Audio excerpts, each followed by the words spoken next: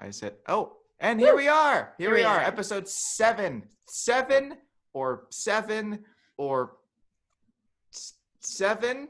Yeah, that's the number. 7. There we go. 7 of the D&D podcast, siblings talking to each other because you're siblings. Today we're going to be talking about one of our favorite shows. It's not my favorite show. The Predator Chronicles is my favorite show. The Predator Chronicles? Yes. Dude, that's not a show. It's a YouTube show. It's not the same. Okay, but you described it. I love the wondrous and gay life of Caleb Gallo, but it's not my favorite show because it's a YouTube show, so it's different. Be. Okay, so different. So if we had to explain our favorite network sitcoms, fine, The Office is. It would be The Office. There we go. However, we're gonna go a bit of a different route than we did with our Tremors episode because everybody already talks about how great The Office is and how much they love it and all that stuff. So we wanted to analyze it from a different perspective. Why, out of all of the arguably more evenly written and more iconic sitcoms, did The Office wind up being the one that everyone talks about, to the extent that friggin' Billie Eilish sampled it, or I should say Phineas sampled it on Billie Eilish's current full-length album. Strange Addiction. My Strange Addiction. Is that it? My Strange Addiction, the song, yeah. Okay, got it. Yeah, I was listening to it while I was doing other stuff. It's so good. I haven't done that dance since my wife died. The best part is when you go back to that episode when you're watching it and you hear him go, "No, Billy, I haven't done that dance since my wife died," and you're expecting the song to play. Yeah. You just hear it and it's God. You're listening to her song of it too, and you think maybe they used it, that maybe they altered the audio from The Office. They didn't. It's spot on. They didn't alter it at all. So when you hear The Office, when you hear Michael say that, you automatically go to the song. It's very, very smart. There's another sample kind of like that. Actually, exactly like that. So I'm assuming you've heard the song "Bust a Move" by Young NC. I love it. Yeah. Well, the sample that that is actually a sample of the latter part of this old funk song called "Found a Child" by the band Ball and Jack. Found a child. Well, it's a really cool, weird, jazzy, cool, funky type song. And then you're like, oh, I bet. So the guitar part's just gonna be buried. No, then it changes, and you're listening to "Bust a Move," and you're like, oh my God, how did they just made that? Oh my God. Yeah. All Young MC had to do was recontextualize it a little bit, and it was perfect. It's amazing. So we have a couple items that we're gonna be discussing. There's a few main broad themes that I think make The Office, and lots of details that we will find ourselves in the weeds of as a pattern has arisen. As we are wont to do. Yes.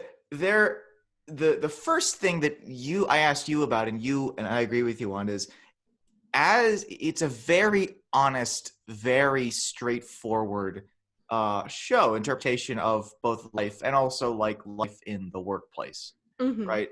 I find that even other shows that are trying to be similar, Parks and Recreations, is the biggest one, right? Yeah, it is still a very idealized, very optimistic, a very idealist take of working in an environment, which does make a little bit of sense because if you're working at a paper company, odds are you're only there because you need the money. Whereas if you're working in local Parks or state government, if you're working in a department of your local municipality, I'm actually on the list to get into a few of these positions. I've been waiting for a while. Yeah. It's great. Well, because if you're there, it's usually because you want to be there and you want to stay there.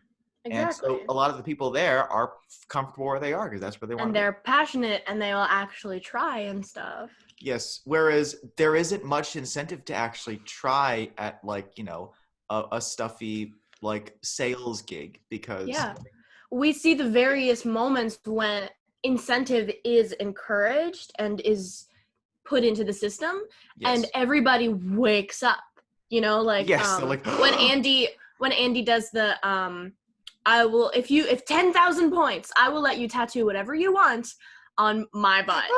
And everybody gets 10,000 points in one day. They pool their points and they work really fucking hard for one wasn't day. there another one? Oh no. Or when they say, Stanley, if you do 50 push-ups, you can leave. And 26 push-ups. Oh, 26 push-ups. Okay, never mind. And he because does Michael does 25 and a half, and he says, whoever does more than me gets to go home. And everybody does it, and Stanley's the one who finishes, but everybody is doing it because they all fucking want to go home. Except for Creed, who's just sitting there, but that's fine. That's Creed. Well, but also, like when Saber comes in and saves Dunder Mifflin's ass from the bankruptcy. Yeah, they saved Dunder Mifflin, but they fucking ruined the show anyway. Oh, of course. No, I actually kind of like the Saber. Yeah, fuck up. I think it's awesome. Like the pyramid episodes, gold. And you know what? Garbage. Even though he's no one's favorite character, Gabe is like just delightful to watch. Yeah. Like, I'm just glad because with Toby and making fun of Toby and getting mean to Toby, there's only so much you can do. He's not a mean person. Yes. Gabe deserves all of the hate he gets. Yes, he's garbage. He's great, and he's also great in like he's not like Todd Packer where you want him to die. Like you just hate him so much. It's less. It's way less. It's like he's just like Gabe. Obsequious and obnoxious and annoying. Ciao. I have to go back to the stick insect exhibit. Yeah, totally. I say ciao. But there's also the like Tallahassee. We know Tallahassee is where only the fanciest of all people live, man. Oh my god, all the descriptions of Florida are so funny. Which, from your description, sounds like a colorful, lawless swamp. Though I do have to say, for the record, Florida is not a swamp. It is an Everglades. They are two very different ecosystems. And people call them swamps, and I'm like, stop! It's not a swamp! It's a different ecosystem! It's like a wet savanna. Basically. Yeah, it's literally a wet plain. It's not like foggy. You know what a wet plain sounds like? From the trees. A wet plain just sounds like a seaplane. It's a wet plane. It's wet. It gets wet on purpose. It's wonderful. It's a plane for the water. Houston, we have a wet plane. I repeat, we got a wet plane. Somebody send us some hair dryers. And if shit, no, it's all wet. Somebody just send us towels. Nothing electrical. All right, let's get back on topic. What were we talking about? We were talking about how honest the show is. Oh, yeah. The show is very honest. I mean... I think it's possible to connect with it because even the bad things, they're not exaggeratedly, horribly awful bad, right? Mm-hmm. Michael is an obnoxious douchebag. Piece of shit. But the thing is, he's written to be likable. He's written to be likable, but also over time he gets better. He's trying to be likable. He doesn't know this is not how people only laugh out of discomfort or out of annoyance or just to make him go away. He doesn't have any self-awareness, and he doesn't really have any social sensitivities, right? The one thing that I think the show does really well is it establishes it's like a case study in the dynamics between in-group cringe and out-group cringe, right? So like we identify with the workers because it's more likely that you have been a worker in this environment than that you've been a manager. In fact, if you go by the show's numbers, it's literally about 10 or 20 times more likely that you are in the position of a Pam or a Jim or even an Angela than you are of like a Michael or definitely of a David. A David Wallace. David Wallace, yes. Oh my God. By the way, David Wallace is I brought some nice, nutritious bacon. It's good for me. It helps me out. This is turkey bacon. Oh, yeah, it does. What is turkey bacon? Is it just compressed turkey? Yeah, turkey in the shape of bacon. That's it. It tastes a little bit like Canadian bacon. Not really, but if you find the taste of bacon. Wait, it tastes like Canadian bacon? Why isn't it just a ham then? Shut up. No. It's confused. I don't get it. Turkey bacon is just turkey shaped bacon. That's all it is. That's weird. I find the taste of bacon be actually a little overpowering if you have too much of it. I agree. I do not really love bacon. I don't like the texture quite of aggressive. Fat. You know what I mean? Yeah. Like fat. The fat has to be rendered properly. It has to be rendered in the way that it kind of like just disintegrates in a lovely way. But it can't be burnt. You know? Yes, I agree. which is why I, for the record, I'm not a big fan of chicharrones. Yes, that's fair. No, I instantly get a stomach ache when I eat like the chicharrones from the pig from the cajachina. Like I can't eat it. I literally get an instant chicharrones for our non-Hispanic viewers. Our non-understanding viewers. Our non-understanding viewers are tragically English viewers. They are chicharrones it's just like really well done pig skin, right? And it's really and it's like fried. And the cajachina is it's literally called the China box, right? Mm-hmm. And it's this big box that you typically like you cover in coals and sometimes you bury it in the ground to get convection. You put flay a pig and you put the pig inside of the box. Yes, and you just let it cook. And then you just eat whatever you want off the pig, and it's pretty good. Anyway, back to the show. And one thing that's really cool about it is like one thing that I really appreciated. I didn't really occur to me until like we were doing we were getting ready for this episode was that like it also makes the corporate employees who they really are, and it's just they are fundamentally no different than the sales level employees. Because Ryan becomes a manager, and the only thing that changes is like the language that he uses and like the way that he looks. Nothing else about him really changes. And he still hasn't made a sale. Oh, and this is the most realistic thing. Okay, so if you want to know why someone who isn't very good at their job is in a high position of power, this is the best part of Ryan's arc for me, right? So Ryan and Michael. At the end of season 3, right? It's season 3, right? Yeah. At the end of season 3, Jim, Karen, Michael, and Ryan are all interviewing for Jan's old job, right? Mm-hmm. And probably other people. Michael, probably other people, but Michael is, although maybe not, because it's probably not that big of a company, right? That's true. And so Karen and Jim back out. Michael is Michael. Well, no, Karen didn't back out. She didn't? No. See, Karen applied for the job, and Jan storms in during her interview and kind of fucks it up. But Karen still has a really, really good interview. And Jim says, when he's about to go in for his interview, hey, Karen, you don't really have to stay here for this. It's probably going to take a while. And she said, well, good, because I wanted to have lunch with some friends. Some friends of mine are getting together for lunch, and I was going to go join them. And so she goes. Wait, so did she actually take the job, or did No. Listen. So Jim, he goes and tries to do the interview, and then he's like, you know what? I can't do this. I really am in love with Pam. I need to admit it to myself. This is not the life for me. I'm going home. I'm breaking up with Karen. I'm going back. And he drives home to Scranton without Karen in the car, and they show that. Michael withdraws from consideration because it's his girlfriend's job. Jim withdraws from consideration. Karen probably doesn't withdraw from consideration because we don't ever hear that she does. And why would she? The only reason she wouldn't get the job is because Ryan has an MBA. That's one of the things that David says. He's got a master's in business because he just went to business school at night, which is also my thing is my read on that was Karen. Because Karen, I would assume that Karen wouldn't take the job because she wouldn't want to have to constantly be around her ex-boyfriend who dumped her for somebody else in the office.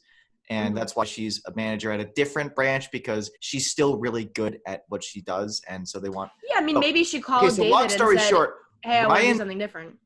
Long story short, Ryan's the person who gets the corporate job because nobody else wants it. That's why. You want to know why people become managers, even if you don't think that they're actually right for the job? It's because nobody else wants to be a manager. People don't get that. Managing is a different skill than sales. Working with corralling people is so much different than working with numbers. Numbers don't have thoughts and feelings and opinions, and people do, right?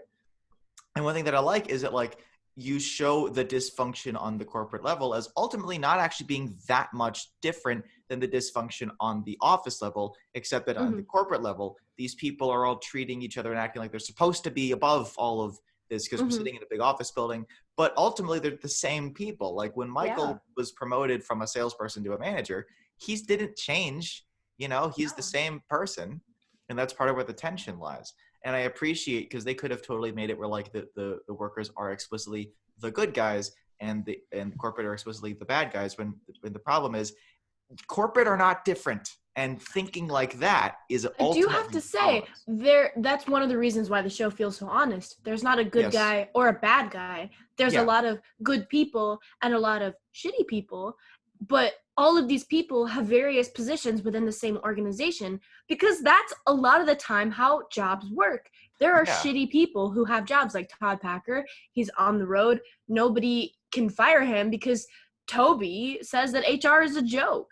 And there's like no way actively that they could fire him, even though he's like the king of sexual harassment.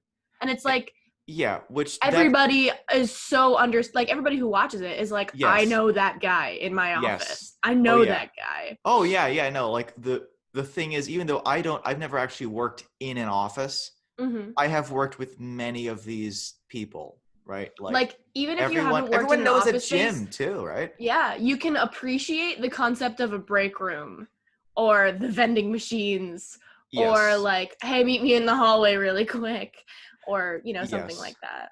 No, definitely. You can also appreciate, because like, you know, there is this crushing soullessness to working in that environment. Yeah. And the idea that like they have to make some form of levity just to get through the day, even people that actually want to be there, you know, like that's very honest, you know, because like that's why people throw like pizza parties. That's why managers will throw you pizza parties. It's not just because they want to keep morale up. It's also because maybe they just want pizza, and pizza's fun. You know what I mean? They want to hang out with everybody. And one thing that I also like is, this is why I don't like that they tried to replicate the relationship between Toby and Michael with Nellie and Andy. It made no sense. The reason didn't make sense at all. Toby and Michael, why Michael does not like Toby, is because Toby is trying to stop Michael from being a monster. And Michael doesn't know any other way to try to get people to like him. So he thinks that Toby doesn't like him. Even though if you rewatch the show, Toby clearly doesn't have any problem with Michael at all. Yeah. Like he's annoyed with him. But he's like, no, whatever. You know? He's annoyed with him. He's hurt because he wants to show Michael that he cares. Yes. But it's just that he's the law of the office. But it's so funny that Michael constantly sees himself as a Michael. Toby isn't really part of our family, and he's also divorced, so he's not even part of his family. Not really part of his family. No, but Michael constantly sees himself as an authority figure, and he constantly sees himself as like Michael Scarn, like an authority law figure. So why is he so against Toby? It's because Toby is so passionless, and everything that he, you know. He's like the lawful evil side of the law, and Michael sees himself as the lawful good. Yes. But in fact, Toby's really lawful neutral. Yeah, that's ideally where HR should be in most situations. I have something to say. Yes, continue, madame. When it comes to comparisons, I personally don't like making comparisons, but when it's about media, you know I'm gonna fucking make comparisons. Yes, comparison! When it's about, like, what makes a show more easily digestible, or what makes a show more relatable or honest? Probably fiber. True. The reason why I think so many people like The Office more than Parks and Rec, which I think is its natural counterpart. I mean, there's lots of other TV shows like Friends and Community and How I Met Your Mother and It's Always Sunny in Philadelphia, and like there's a lot of other shows and stuff that people like the staple shows that you just watch all of the however many seasons there are in the background of your day-to-day. The Office stands alone because, and I'm going to be drawing specifically comparisons from Parks and Rec, the people make sense and they are down to earth. Leslie Knope is not a human being. She's a superhuman. She admits that she sleeps about 3.5 hours every night, and she's constantly moving. She's constantly doing things. She's doing things simultaneously. That's what Ron says at one point. He's like, I'm supposed to do this and this simultaneously in order to, take over Leslie's roles because she's suspended for the day. Like, that's not anybody in the office. No. Everybody in the office literally says at various points, Dwight is like, my diabolical plan is on hold for Christmas. I don't know. I guess the days are longer, or the days are shorter. Maybe I'm depressed. Like, and then Toby later says, like, I want to go to Florida on the Sabre trip because, you know, it's been a long, lonely winter. Seasonal affective disorder affects everybody in the office. Like, fun fact, I actually suffer from I think a mild form of that.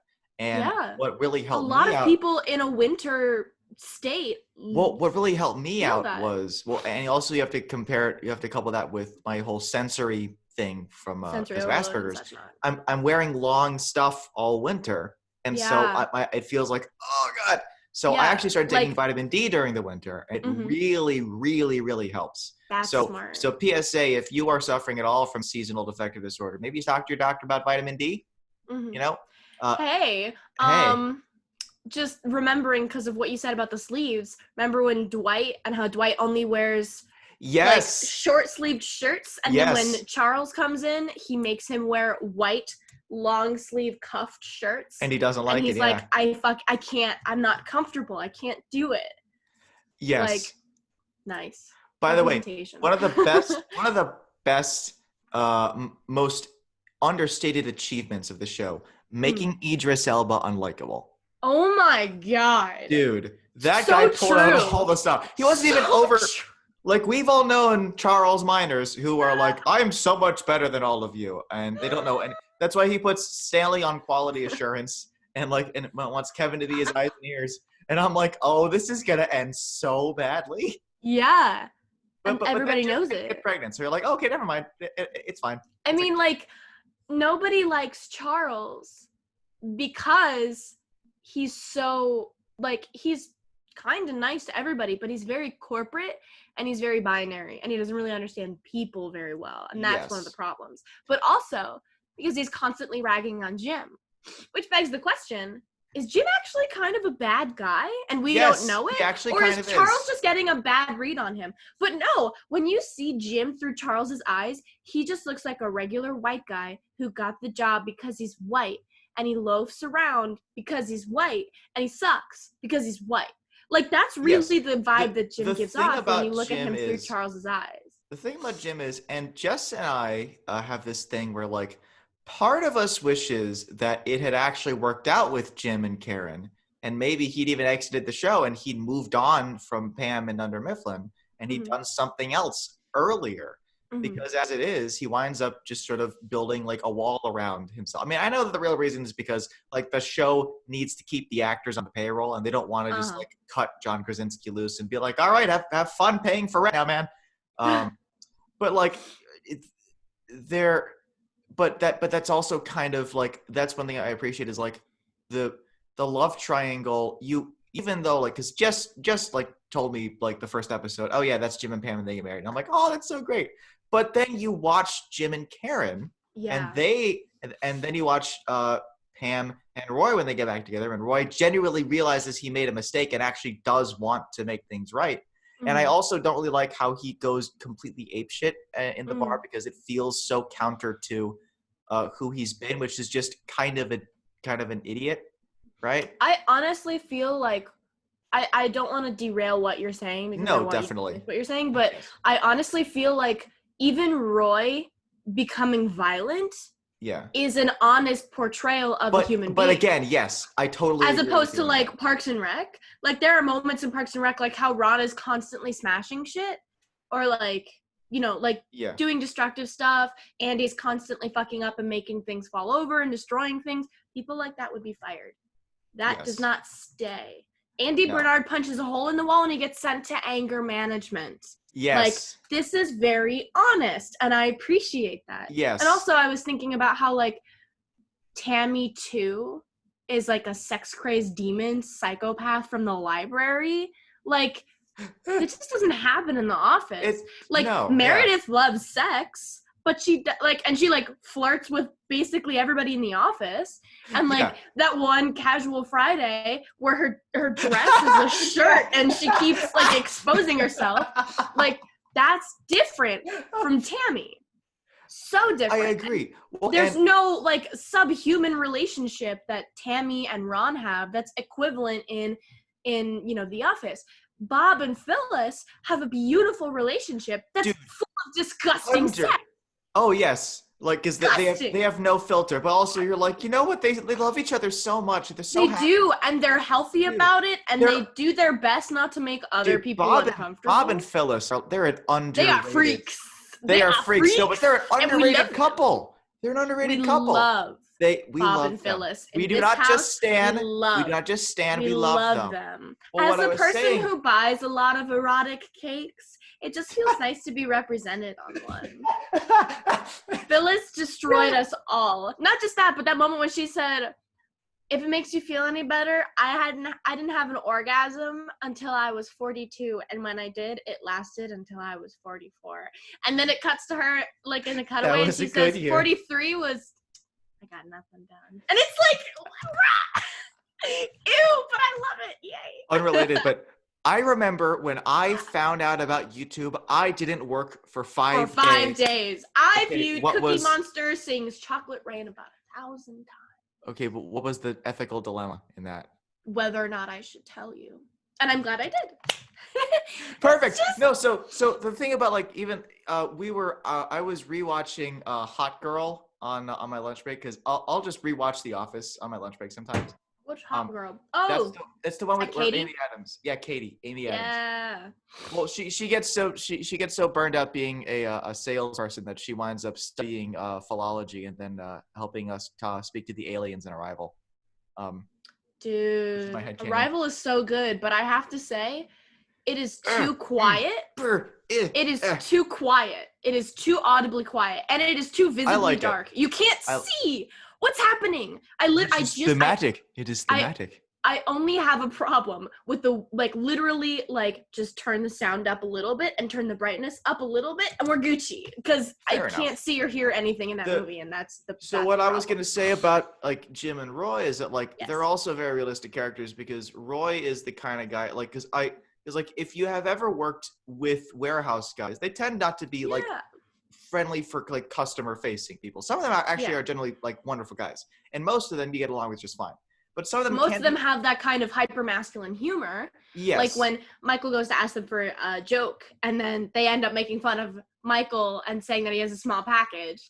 They have that type of hyper masculine humor. Oh, definitely. But it's a kind of hyper masculinity where they just yell a lot, and slightly hazing. And if you ever get included in because I once had to unload a truck, and it was just me and 2 other guys, and we were just I don't think we spoke at a room level audio the entire time. If you ever get included in a circle of loud, shouty guys just randomly shouting things, it's wonderful. I love it. It's top notch. It's top notch. It is wonderful. Mwah, mwah. Mwah. But the thing is he comes over to them and he's like, "Hey guys, the warehouse guys are kind of assholes. Can I hang with you guys?" Yeah. And I'm like, that makes beautiful. That's great. Well, and you can kind of see, maybe he also kind of realizes, well, my fiance is right over there, and I'm going to be out here for a long time. Maybe I should actually go spend time with her. But you also know, you just saw the scene before. I'm pretty sure they're throwing things at Roy's feet, hazing him a little bit. I can't remember what it was, but maybe. I'm pretty sure they were kind of fucking with somebody, poppets, they that's were. Possible. I'll have to rewatch the episode again. But that's the thing about Jim too, is that Jim, there's that one part where Jim comes over to Pam and they're getting kind of close to each other and kind of touchy. Yeah. And then Roy comes in and he's pissed off, and I'm like, dude, I'd be like that too. I mean, he said, "What are you doing, man? You trying to cop a feel?"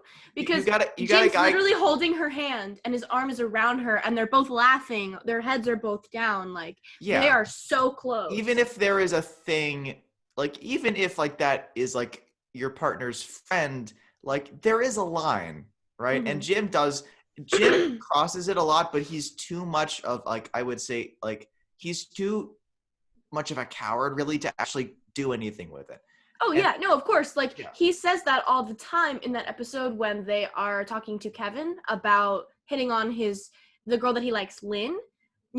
Jim says, just ask her to lunch and, keep a respectful distance. And then in a month or two, just see if it feels right.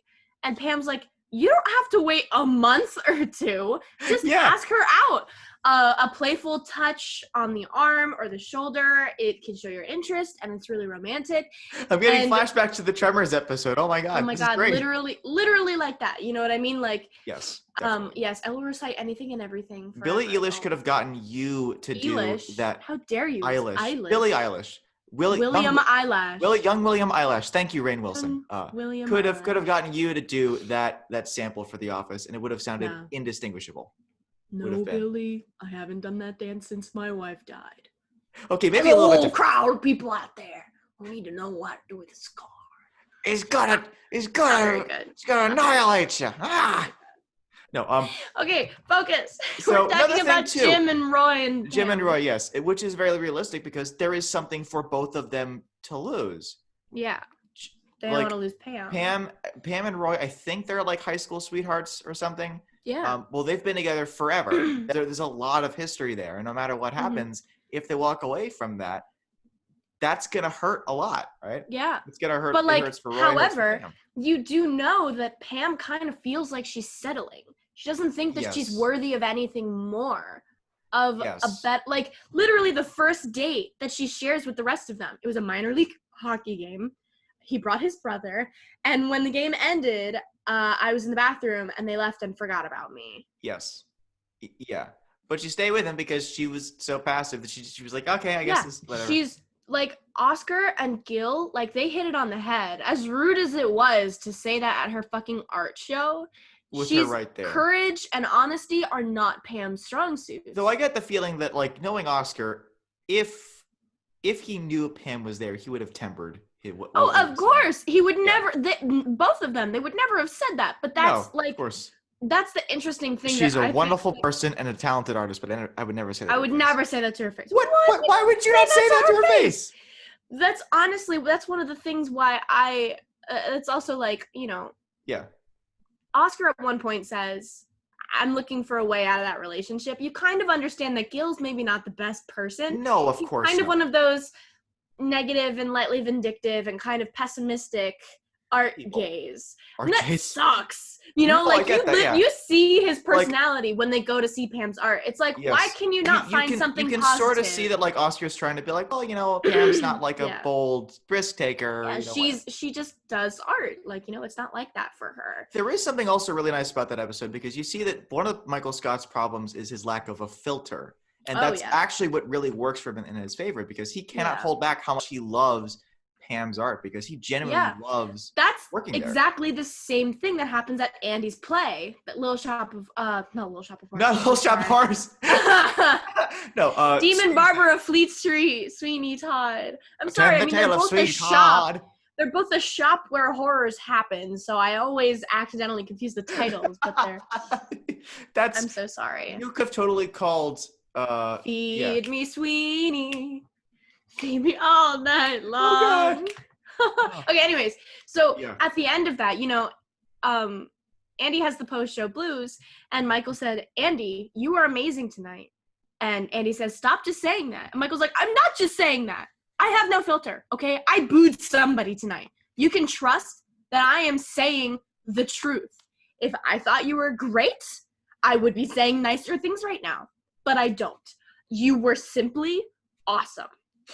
And then Andy says, thank you, that feels good. And Michael's like, I did not say it to make you feel good. I just said it. Total integrity. It's so funny. But also, that's one of my favorite things about the whole series is that they could have picked any play, but they chose Sweeney Todd. And for this, I am eternally thankful because I fucking love Sweeney Todd. It is, like, it fights for first place in terms of, like, my favorite plays between Sweeney Todd and Phantom of the Opera, obviously. Fair. But I mean, I feel like I don't think it's physically possible for someone who really likes Sweeney Todd to not also really like Phantom of the Opera or the other.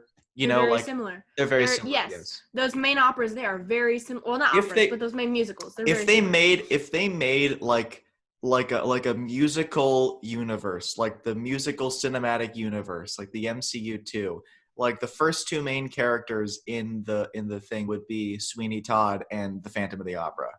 You right as hell. And then they would team up with oh my God, Harold Hill from The Music Man Oh to my God, destroy The Music Man. to destroy. Wait, Des, you were saying something before. Oh my God, we have to stick to topic. This is I hate it This now. is terrible. I don't No, like so but so like you see that like the show doesn't let either Pam or Jim get into their relationship without establishing, hey, somebody else wanted to be there and they're not there and they're sad about that. I honestly, I really like that they did that because there's a very honest portrayal of people being attracted to people and people acting on that and people not acting on that and how love triangles form. Like, Toby likes Pam, Jim likes Pam, Roy likes Pam, the sound guy Brian likes Pam.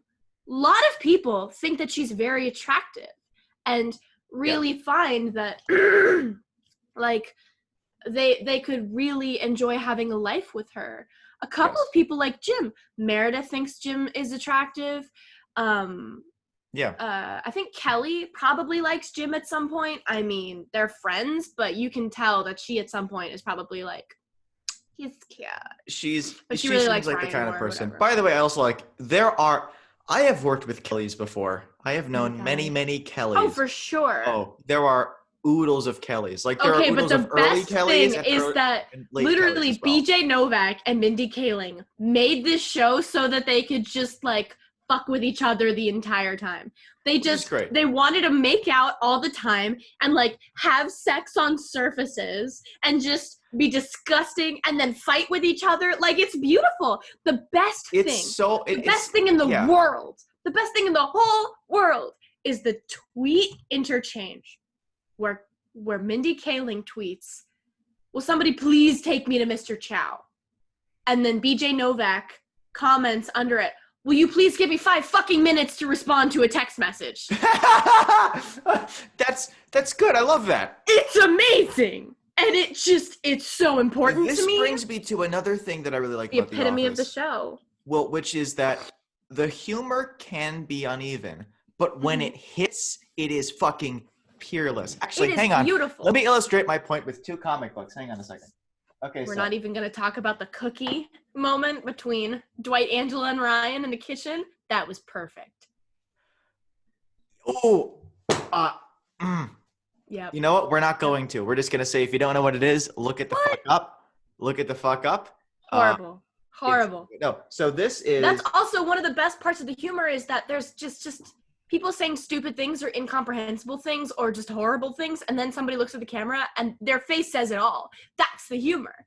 Is the unspoken It's such stuff. a well choreographed show. Like, I think a few people have asked them, "Hey, was X improvised?" They're like, "No, it was almost everything you see happen is planned and written into the script." Super choreographed. Which you gotta give creds for that. Well, the cameraman has to focus on certain things, like pointedly. Well, there's a part in. Oh my God! It was Hot Girl. When first season Michael is like not the real Michael. For the record, he's not. He's first 6 episodes. It is not the real Michael. So first 6 episodes is how the workers is how his employees see him. Exactly. The rest of it is how he sees him. Right. Oh, you're right. Anyway, you're right as hell. You're right as hell. He's talking to Dwight, and Dwight's going off about something, and then you hear Pam go, "Hey guys," and then the camera just moves over, and then there's Pam, and the implication is she's just been standing there for the past 5 minutes. Well, anyway, so I'm going to contrast the works of two authors. Do it. This is All-Star Superman by Grant Morrison, one of the best comic books ever written. I think it's safe to say. This is The Tarnished Angel by Kurt Busiek, part of his stellar, amazing Astro City. Now, difference between there are some genuinely amazing stories in the Astro City series. In fact, if you want one you should check out, I recommend Confession by him. The thing about Kurt Busiek and Grant Morrison is Kurt Busiek tells straightforward, really good stories. You could call him, he is Parks and Recreations. He is just a straightforward, super even, super enjoyable author. But Grant Morrison takes some fucking risks, and they do not always pay out. Sometimes you're like, what are you doing? But other times, Superman gives Lois Lane superpowers, and they go on a super date, and then she accidentally winds up getting partially imprisoned by this time Anubis monster, and so he has to compete. And so then, I love Anubis. And so then, as partial retribution for that, but also because she likes messing with him, she has him compete in like games of athleticism and wit with Hercules and Samson, and that's just like the first issue of this book, right? Dude. And then he goes to Bizarro World and has to learn. What is this in relation to The Office? Well, Des? the difference I'm so is that lost. the difference is that The Office takes a lot of risks, and it makes a lot of absurd, hilarious situations. Because I think partially it's a really simple premise, and that's partially what works about it, right? Like it is a blank canvas on which you can draw many, many, many, many things. It's just people working in an office, and their boss is a dick. Okay, so what kind of people are these? Who's this guy? Who's this guy? Who's this guy? And you can sort of the jokes sort of write themselves, honestly, because like Jim he's not like cool because he's Jim. He's kind of a boring person. But he's like, cool in the concept of The Office. He sits next to Dwight K. Schrute, who honestly is kind of cooler than Jim because he owns his own beet farm and Dude, that is so underrated. Yeah, but he also owns his like own beet farm and his own B&B. B&B. The privilege. Yes. Although nighttime irrigation, or what was the other one? It was something irrigation or nighttime. Was the themes of his rooms. I can't remember what the other one was. I don't know. Or I don't know. Nighttime bedwetting? No. I don't know. Unfortunately. But like part of and this sort of ties into like the first point we had, which was that like, Jim is usually kind of a dick to Dwight, like unnecessarily, right? But he's enough of a person to recognize when Dwight needs someone. Yeah. Pam and Jim are both really sensitive, attentive people. And that might be why they specifically are suffering from working in this kind of stifling, shitty environment, which kind of punishes that. I have to say, like, some of the times Jim's pranks on Dwight are unnecessary and they go too far. Like, definitely. The snowball episode kind of really shows that. He just hits Dwight in the face with a snowball, and Dwight snaps, but in a really cold, sociopathic way, and gives Jim a bloody nose, and gives him such a fucking panic attack. Like, he just goes for it. That is the extent that Jim has often hit Dwight with various pranks. Sometimes, however, like with his phone receiver.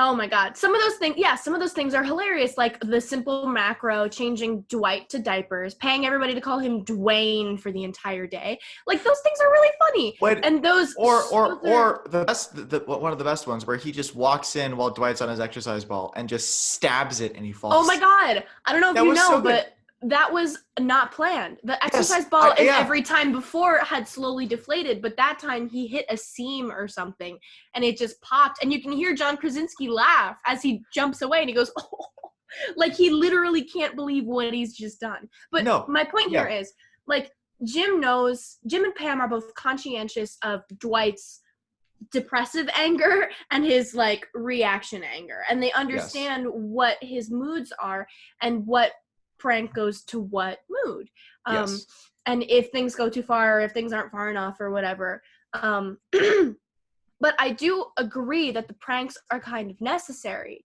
because they show Dwight that there are consequences to his actions, like a little bit, you know what I mean? Like, he's not this power, like he can't be, he constantly sees himself as like, like the top dog.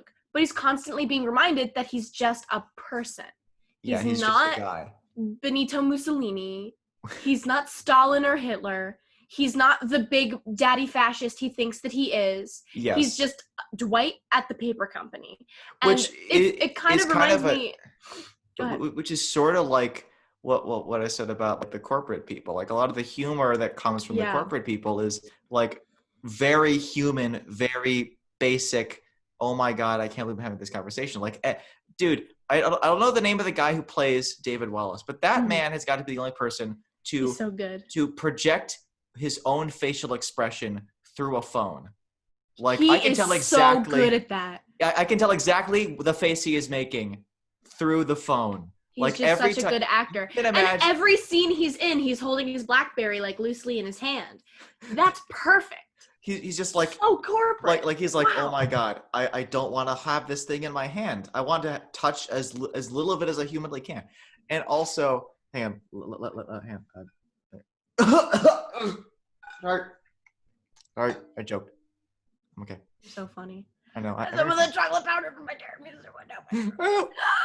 I'm stopping now. I love that he went back for it instantly, and then not just that, but he almost goes back for it a third time, and then puts down the fork and just pushes. He's like, "Stop!" It's just so funny. Oh my god! I love that part of the implication about like Jan is that like Jan was already unstable and trying as hard as she could to keep herself like thumbtacked and like sticky taped together. But like Jan's fucked up. She is, but I also have the implication that Michael sort of broke her because like she was doing okay, and then like the maybe not like the dynamo, but like the box of kindling that is Michael Scott's personality. He even admits that. He says something about Meredith needing rehab, and he says, so like you can't go into rehab unless you want to go. So you can't go until you like hit rock bottom. So I know what I need to do. I need to push Meredith to the bottom. I think I can do it. I did it with Jan. Like he says that. That's so funny. It also sort of shows how like they had to have a really good idea of who the characters were going into the show. And even as the characters changed, I think they did mostly change along like pretty realistic ways. Right? Like you start off thinking that Dwight is just this cartoonish lone wolf weirdo, and he still is a cartoonish lone wolf weirdo, but you get to learn more about him and you recognize, oh, he's actually a pretty good business person in his own right. He might have just taken up this job because it's easy and it's not as like stressful and time consuming as maintaining a beet farm and a B&B, which we actually have our own theory as to how he would be handling coronavirus. And my theory is that Emma's theory is that he probably just doesn't think it's real. My theory is that he mass ordered hazmat suits and now insists that every single person who stays there wears them at all times, like even while they're showering. He wouldn't let people in. That's true. He would fortify it, and he would have like. But the reason why I think he would think it's not real. Oh, of course. Because even though they have a tuberculosis recovery room until 2009, like that's what the front room was. The only reason that he really reacts to things is if it'll hurt the property value of the B&B. He says, if Jim has bed bugs, that means they're everywhere, and I can't risk them getting back to Shroot Farms. Our biggest attraction is our 200-year-old mattresses. Bruh! Like, he only cares about it if it'll fetch 200 years old. You can't go to a friggin' like mattress king or mattress firm or something and just. Our biggest attraction is our 200-year-old mattresses. But what the hell were 200-year-old mattresses even made of? Like suffering and the tears of dying kids? But also, I do have to say the funniest thing about the comparison between Parks and Rec and The Office. Yes. And I saw this in a meme the other day. It's like there can never be a oh my god, like a cameo episode. There can never be a mashup episode, because what would Ann Perkins and Karen Filippelli do? Where would she be? Ooh, I wish. Long lost twins? What's happening? They were originally going to actually connect both series. Like the photocopier from The Office was gonna get like removed and sent over to Pawnee. And that was going to be how they were going to connect the two series. That was going to be the only connection, but that was going to be the connection. But I agree, because like the thing about Parks and Rec is the humor is so consistent and so even. It is still a funny show. It might sound like we're saying, oh, it's a bad show. But it's also, it feels so planned. The Office feels really spontaneous, and that's really well done. Like you really feel like... A lot of it is spontaneous too, yeah. Yeah, you really feel like in Parks and Rec, you really feel like... everything that everybody has said is planned. Everything that everybody has said is in character for them. Like anything Ron says, you can guess his fucking response. The characters don't exist independent of the show, essentially. Like, and not just that, but I really, really feel like, like the biggest difference is that in Parks and Rec, there are some cutaways and there are some like how Leslie's constantly standing at her desk and talking to the camera. There is no explanation as to why there is a camera crew. Aside from the fact that it's like metatextually, it's an easy way to make a show like that. Yeah. And it just sort of makes sense. But, like maybe it's like there's no like it's not like she is the president and she's looking back at her time as kids, this is how I became the president. I don't know. Yeah. But I mean, it's Ron would never allow himself to be on a TV show. He doesn't want anybody to know who he is. Yeah. He doesn't want anybody to know anything about him. He doesn't want his face anywhere. It doesn't make sense. Leslie's talking to the camera constantly, though. So there's got to be some explanation as to, like, the people do cutaways. They do direct one-on-ones, and it doesn't make sense because there's no camera crew. You know that there's no camera crew. It does not make sense. But in The Office, that is explained. It is capitalized off of in the last episode. It's a PBS launch party. Like, bruh. Which our mom actually said that she really appreciates that because often at the end of shows, and Breaking Bad does this too, which is even weirder in Breaking Bad's case because at the end of it, they're like, wow, can you believe it's only been a year? And I'm like, it's only been a year? Are you fucking serious? Yeah.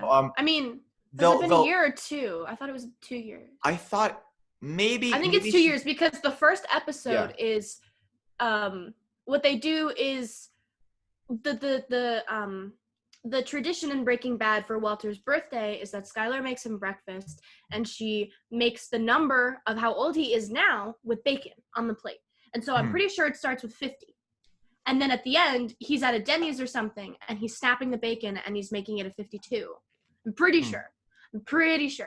But also, yeah, I mean, it's really sad. Also, something I was going to say about bacon. Bacon tastes really good when it's been dipped in maple syrup.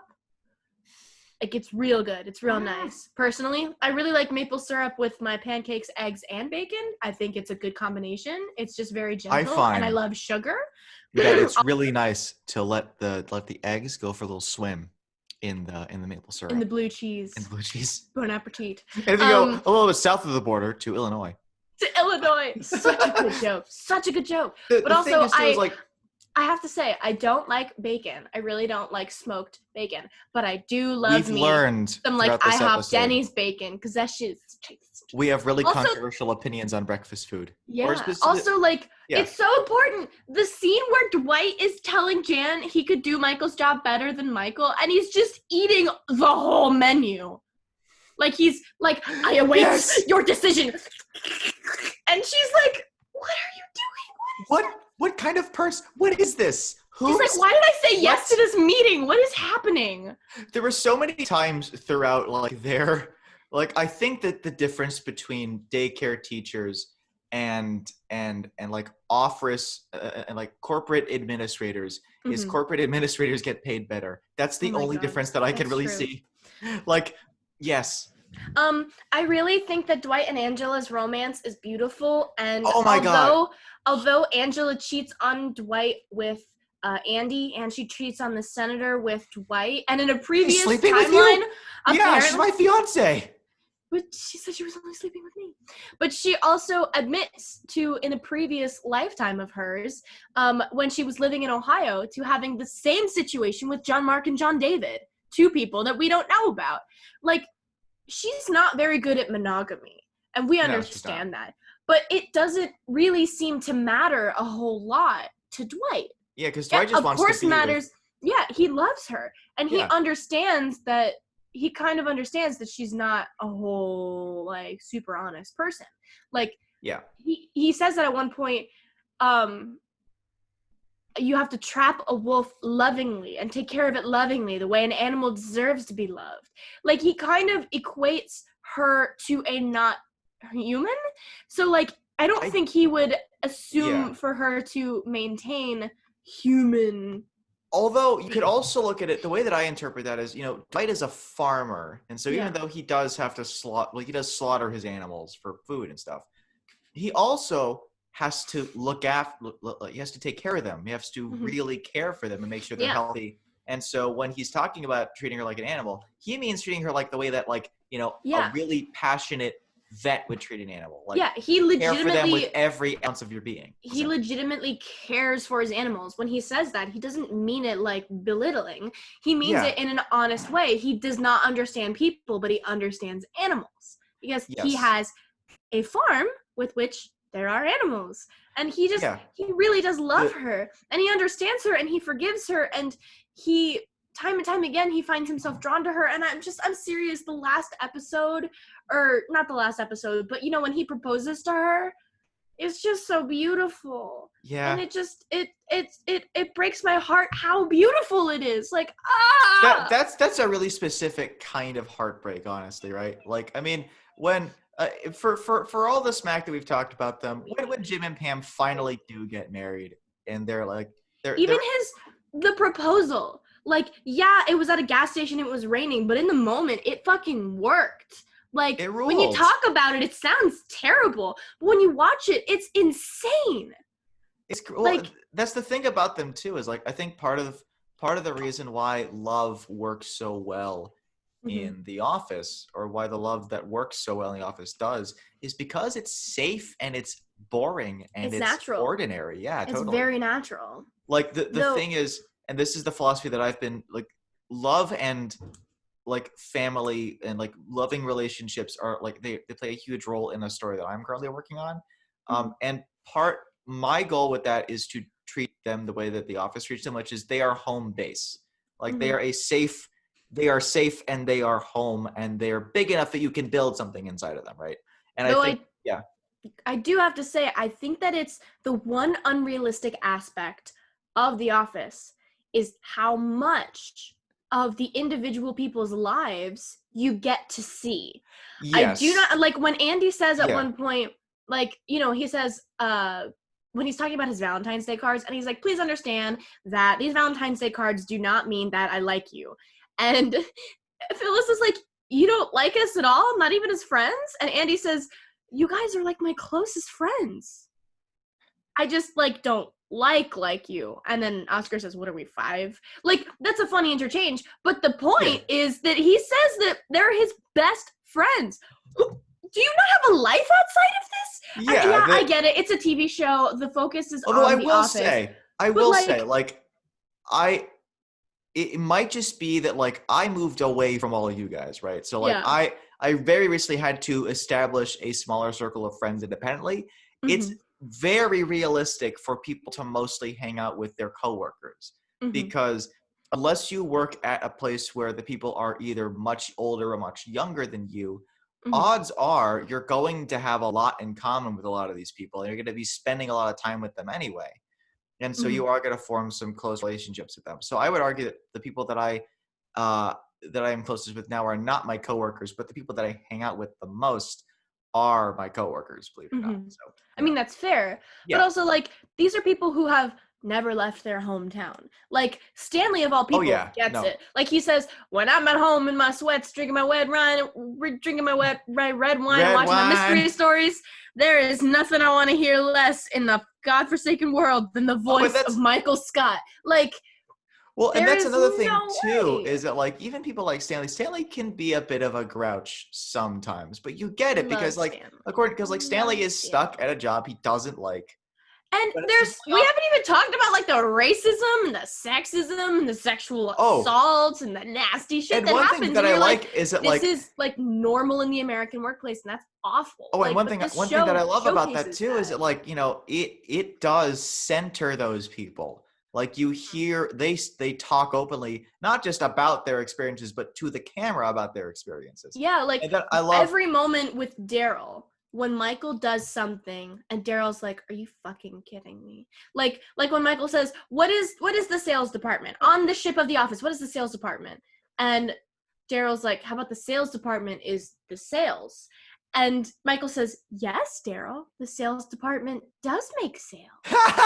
And he's like, he looks at him with such a deadpan, oh my God, murderous facial expression. Not just that, but in the moments later when I don't know that the actors. Oh, Craig Robinson. You know that Craig Robinson's actually been spoken to like that before. You can't fake looking like that. Like, it's just not just that, but there's so many other moments, like when in the St. Patrick's Day episode when Joe is there and she moves Daryl up to the office, Jim's old office, and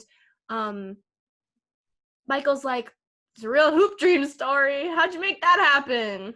Does Joe owe your family something in terms of a past injustice?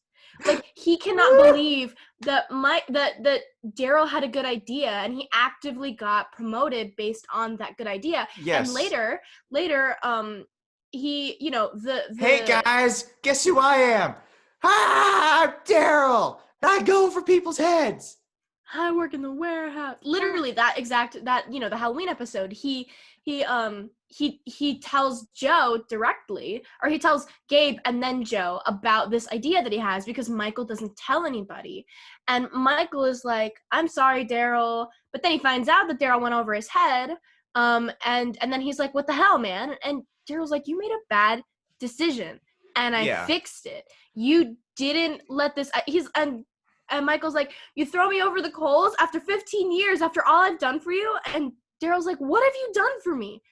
Ed Truck hired me. Joe promoted me. You have done nothing for me. And it's like, bam, bam, bam, showing the truth. Like, Michael, you have no leg to stand on.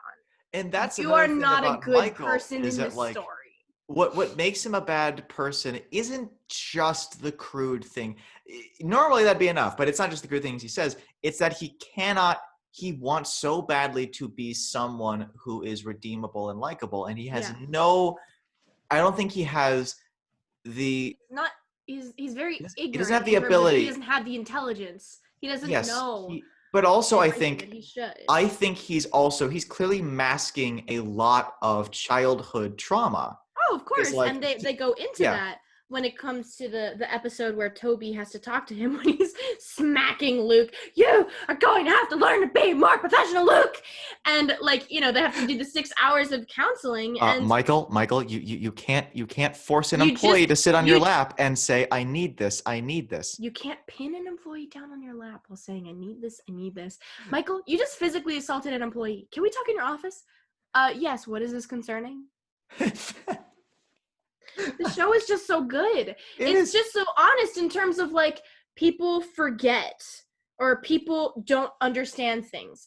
People move on and like just stuff happens. And okay, we also need to talk about the best episode of the entire series. The dinner party episode? Okay. Me, Bob. Hey. That one's really good. Okay, my personal favorite one. My personal favorite, Stress Relief Part 1. Oh, it's not that good, but it's the best cold open. The best cold really open. good cold open. But the thing about the cold open too is it makes a lot of sense. Like you can imagine. It does. I mean, everybody's doing instinctive response. Fucking Oscar hanging from the ceiling with his two little legs. Angela throwing her cat into the ceiling to save her cat. Oh my god! I think Jess's favorite joke of the whole Jim office says, "I am not gonna die in here," and he instantly tries to find a feasible way to get out there. Michael throws the projector out of the window to scream for help. No. But my favorite part. Instructions. My favorite part is just when Stanley has a heart attack. Phyllis thinks of her purse. And her you are black, Stanley. Barack is president. You are black, Stanley. That was so expected.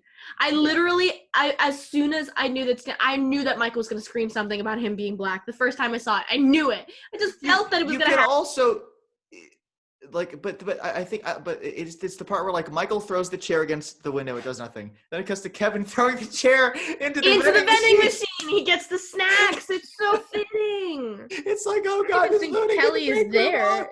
It's so funny. It is so funny. It's so good. No, but I also like that, like, what, because one thing that I feel is like a bit of a missed opportunity is like. Mm-hmm. I get why they kept the show going after Steve Carell left, but I really feel like there was no point because, like, the premise of the show wasn't that a documentary crew came to pay Dunder Mifflin. It's that Michael Scott hired a documentary crew to come to Dunder Mifflin because that's the kind of person he is. Even though he's a manager who works at a failing paper company. Hire them. He didn't hire them. They asked, they offered. They were probably. But it's because of Michael. They're even there now that he's gone. Metatextually, there's not a lot of reason for them to still be there because Michael Scark, whatever. His arc is done. So, but whatever. So funny. We should probably end on a few closing remarks, just like generally. So like, what do you think people can take away from The Office, both in terms of like surviving the workplace, that broad and nebulous Lovecraftian deity, and also writing easily writable characters, something like that. I feel like there's definitely a lot of like moments where people are just the most honest that they can be. There are people who defy stereotypes and yet embody them, but in a not defining way, in a way that is simply, it feels almost coincidental, but is very funny. The way that Kelly is a ditz who loves shopping, but she's Indian and she has to marry somebody that her parents are telling her to marry.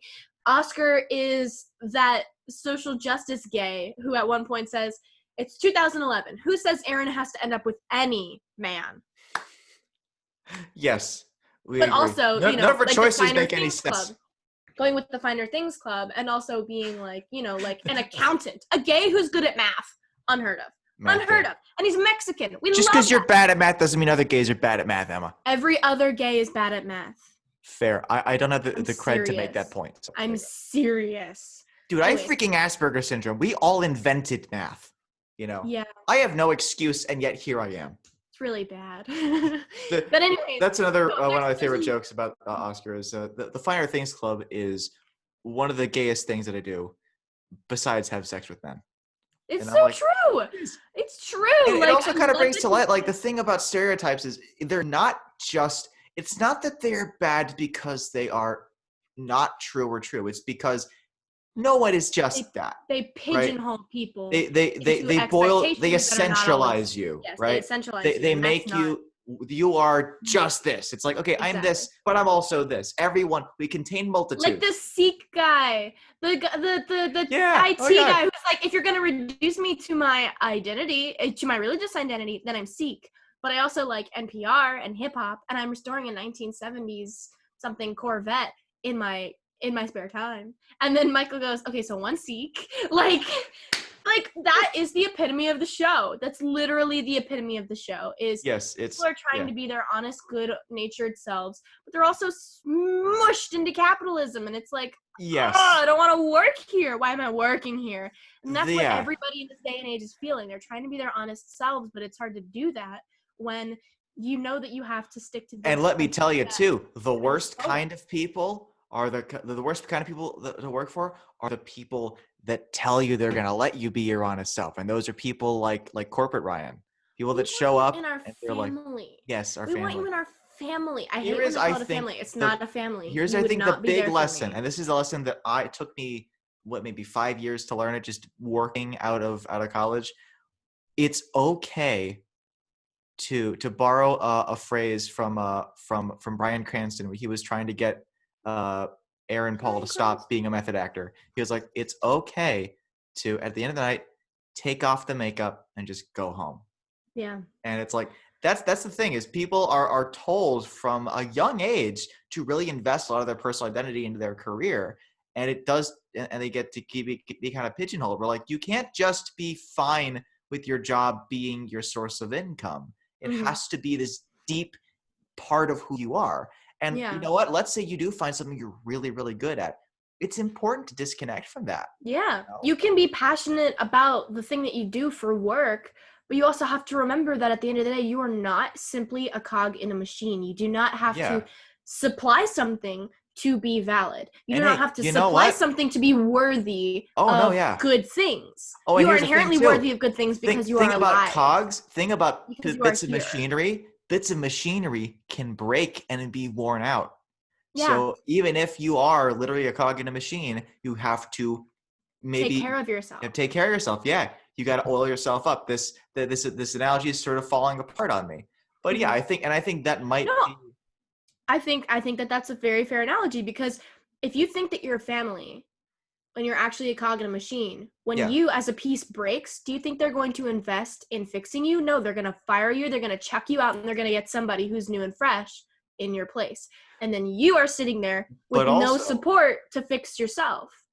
But also, if you can proportion your emotional investment in a massive multi-state company like Dunder Mifflin, or even like a large multinational like mega corporation, like people that tend to work retail have to, if you can invest the emotional resources in them that they invest in you, which is not a lot, that's actually a really good balance to have.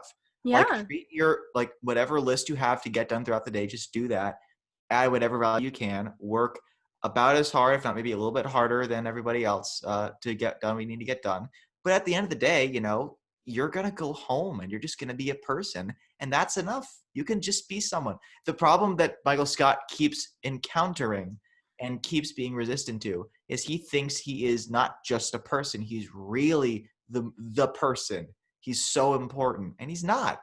And I think at the end of the day, what ends up freeing him from the show and also from that is realizing, I don't have to be the best person ever. I just need to be the best me. But and also I he has something else that is much more fulfilling to look forward to. Okay, we should also mention before we end that, like, even though the way they end up getting together is kind of weird and cringy, Holly and Michael are just nauseatingly adorable. I love them so much. They're so good for each other. They're nauseatingly adorable, but like in the way that they're, you know, they're the couple that makes out in the hallways of high school, but also like, but they're like in their 40s. Yeah, that's beautiful. That's beautiful. They deserve there's a lot that of, like, youthful, tingly love. There's a lot of like middle-aged and like old love in this show, which honestly, and it's great. Like, doesn't get enough representation. And Phyllis. We're gonna bring it back to them because we love them. They're so goddamn cute. Kill me. Even if they stole Pam's wedding. Whatever. I mean, that was Phyllis. Also Pam and Roy. What does steal Pam's wedding even mean? Like, I know that, well, like, yeah, they like, probably. I do, but it's also like, maybe she just went bargain hunting. Maybe she just really liked the plans. Maybe she didn't want to think that much. Like, maybe it's like when like a movie tanks and they don't have enough money, so they end up selling off props on eBay. And maybe that's just what happened. Pam was just like selling off all the stuff, and Phyllis just bought it all. Yeah, that's very possible. She said, "That's my dress." Like, bruh. But here's another thing. What if I think Pam and Phyllis might actually just be very similar people. Because at that one point in the Casual Friday thing in the future, when they're both wearing the same shirt, and they go Boss Balls at the Steamtown Mall. I know, like, it's so good. It's yes. Bruh. So, yeah. I think that might actually be if Pam were a little bit more courageous. If Not she honest, let but go courageous. a little bit more, you know, she let go. If she got fucking whack. Yeah, because Phyllis actually in real life used to be like a cheerleader for the Dolphins, I think. I love her. She's great. Amazing. Wait, was she one of the people who was? Yeah. She's one of the people that, like, their character's first name is their real first name, right? Oh, I don't know, but I know that Creed Bratton's real name is Creed Bratton. And the last man who stole from me was a man named Creed Bratton. Okay. I think we're going to call this an episode. We had a wonderful time rambling about breakfast lunch. Breakfast lunch. Yeah, we're not going to call it brunch. It's breakfast lunch. Because I haven't eaten breakfast and I haven't eaten lunch, so it's breakfast lunch. It's lunch! Sometimes I like that. We're like really hungry and you're like, I'm just going to eat as much as I can. I ate an entire pizza standing over the kitchen sink like a rat. Like a rat! Awesome! That is such a good quote. I ripped out my headphones. It is so good. I literally ripped out my headphones. Next episode. Wait, actually? Yes, hang on. I do have something that I want to end the episode on. Gotcha. I met Ed Helms, and he told me that his sister sent him a video compiling the Kelly and Andy moments. And as like a mashup video. And he was like, and I kind of like, in that moment, I was like, maybe Kelly and Andy really should have ended up together. Okay. I will end as well. I think I might even link it in the description. There is a really, really good like video essay, like sitcom video essay channel called The Take. run by these two really, really talented women. And they actually did a whole video on Andy and Kelly, like the OTP that never happened. I cannot stress enough how much like, that relationship would have been amazing. Dude, it would have been amazing. It would have been like a train wreck in slow motion. It would have been great. Like a train wreck at like 90 miles an hour or 120 miles an hour. That's our next Kelly episode. Ryan, we are going to be, where the hell did I put it? Here it is. We are going to be discussing.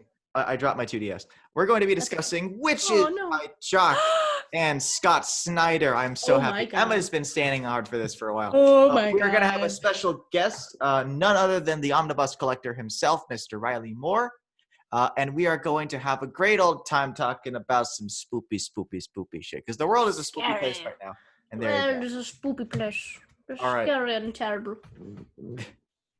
All right. Emma, you can tell me what the problem is, or I'm hanging up right now.